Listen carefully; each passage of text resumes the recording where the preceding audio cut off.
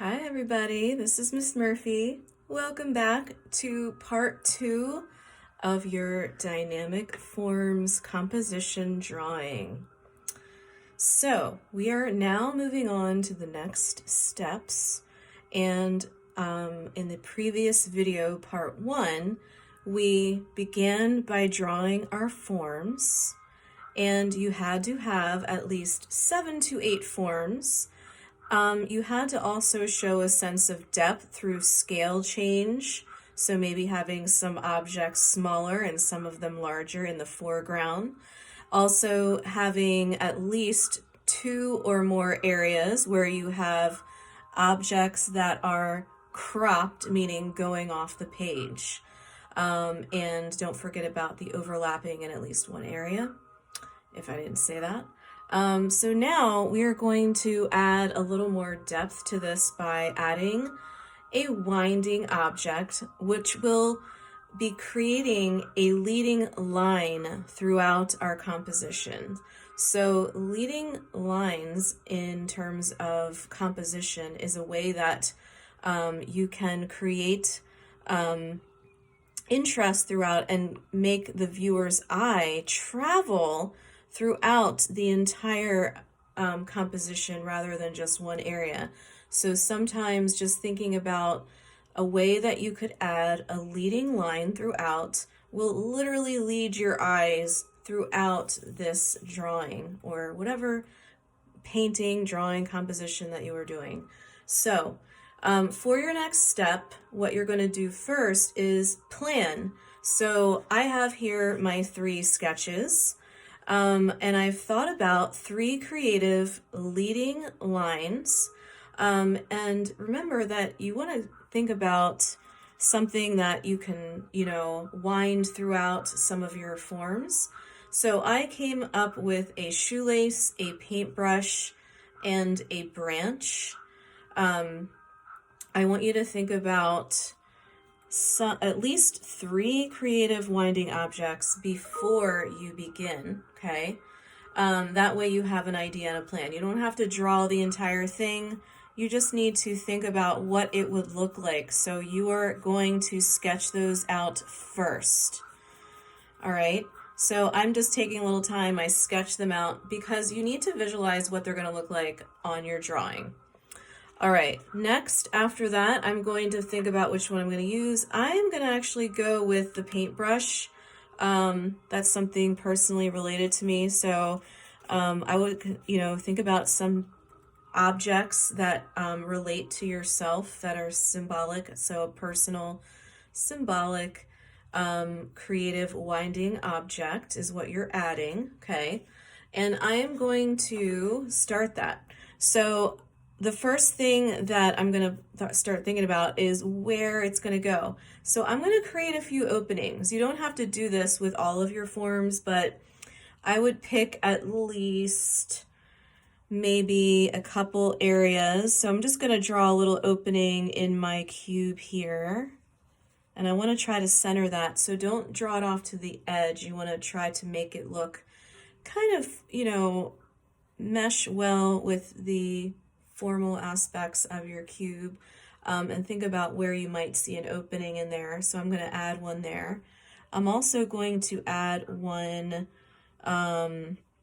in my cylinder over here. And actually, you know what, since this is already a cylinder, I could actually have my winding object going through here anyway. So I could really just draw that coming out of my cylinder, and that would suffice.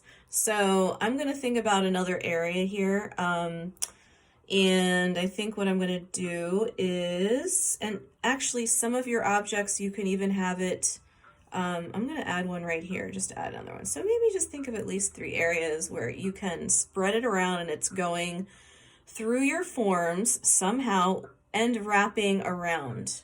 So I would pick maybe 3 areas where you can do that.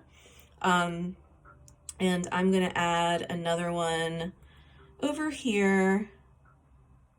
And maybe this one is a smaller hole here. Okay.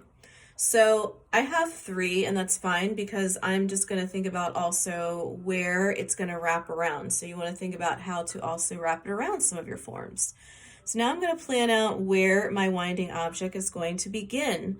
And another aspect of this that you need to think about is, showing that foreground, middle ground, background space. The way you're going to do that is by having your winding object get smaller as it goes further in the background and larger in the foreground. And also you're going to show that by it coming out and wrapping around through your forms. So this is why we wanted to keep our forms really light.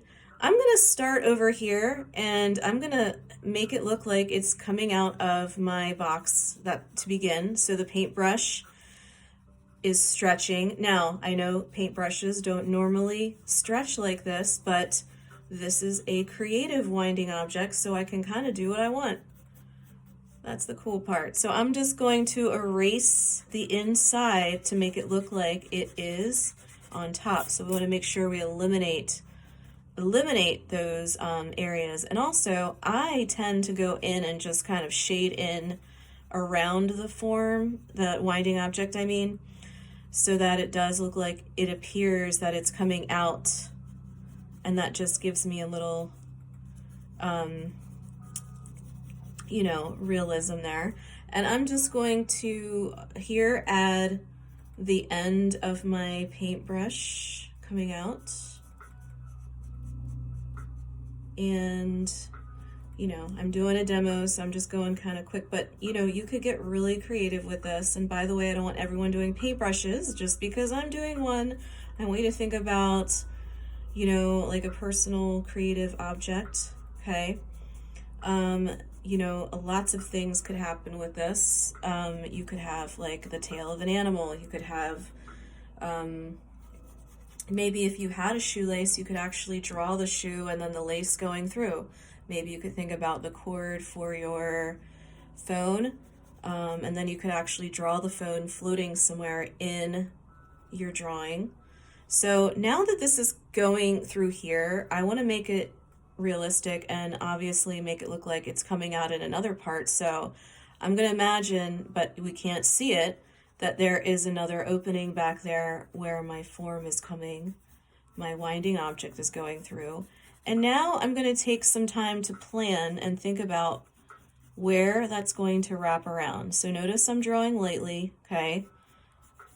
Hope you can see that. Actually, I think I should draw a little darker because I noticed in my last video you can't see it. So you guys draw lightly. I am going to make mine a little darker so that you can see my demonstration here. So I'm going to wrap this around the back, and then I want to make it look like it's going around. So follow that shape of whatever form you're wrapping your winding.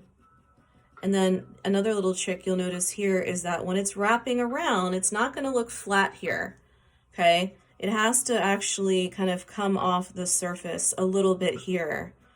So I also am going to erase any lines underneath because then it does look like, and I go under my edges a little bit here. I always go back in and refine, but right now, since I'm sketching it in, I'm going to just do it like this. So I'm going to just move it around. Now it's getting smaller back here because it's further back. So what I'm going to do is just get creative here and make it go off the page. So even if you pick at one area where it goes off the page, then it will already, notice how that already makes this pop out a little more, makes it come further towards the foreground here, gives us more depth in our use of space here.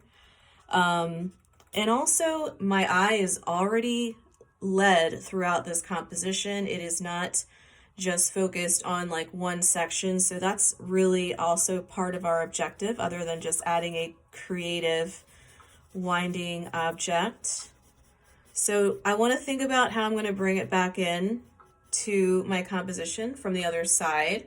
So I'm going to bring it in here, and then I'm just going to loop it around. I'm just making this as I go. So I'm gonna also remember that I have a whole opening over here and draw that going through my other area.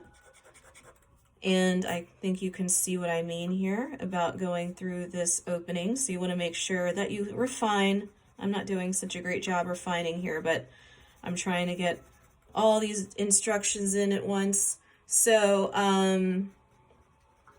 you know, always go back in and just clean your edges up once you're done. So I just take my eraser and then I just go over my lines and just clean up those edges again. So you can see what I got here, and I'm going to continue with this. Okay, so I want to think about how it's going through. I happened to find an old example from another student, so you can see how they added theirs. They didn't add enough value on the winding form, but you can see how they added it throughout and created a few openings and wrapped it around, and also had some smaller forms that they added in just to add even more depth. So even if you decide, you know, like you could draw a really tiny form in the background, and remember, my little trick is twisting and turning my paper around so I can see it from a different viewpoint, and then it might change my entire composition. So consider turning it in different directions. I'm still going to continue with this. Do not apply any value yet. Just begin with this part and, you know, think about how you can add that into your composition after you do your 3 sketches. All right, good luck with your next steps.